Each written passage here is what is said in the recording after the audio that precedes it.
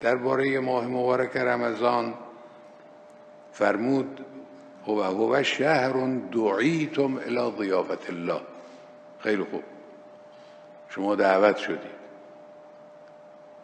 انسان گاهی جایی دعوت میشه، اجابت میکنه، میره به اون مهمانی و پذیرایی میشه.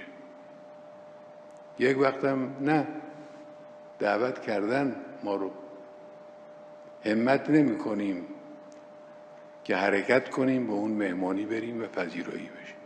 پس این دست من و شماست. ماه رمضانه، ماه ضیافته، ماه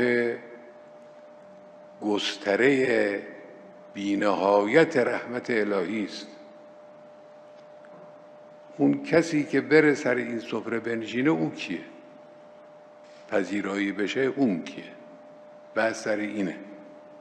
همت باید بکنیم که ما وارد این تالار عظیم پذیرایی بشیم و سر این سفره بنشینیم. این ضیافت چیست؟ خدای متعال حالا اگر شما انشاءالله همتون به بهترین وجهی وارد این تالار ضیافت شدید و به ضیافت الهی مشرف شدید، به شما چه خواهند داد؟ پذیرایی الهی عبارت است از فراهم کردن فرصت تقرب به خدا. یعنی از این چیز دیگه بالاتر نیست. خدای متعال در این ماه فرصت تقرب به خودش رو فراهم کرده. شما اگر وارد این ضیافت شدید، از این پذیرایی بهره مند میشید. این فرصت چیست؟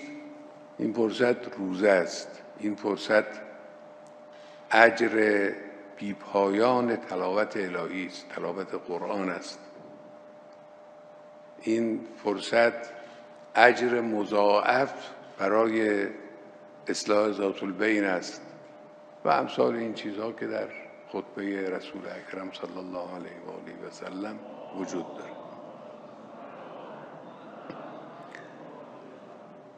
از خدای متعال بخواهیم اینها رو، بخواهیم خدای متعال به ما این توفیق رو بده که از این فرصتها استفاده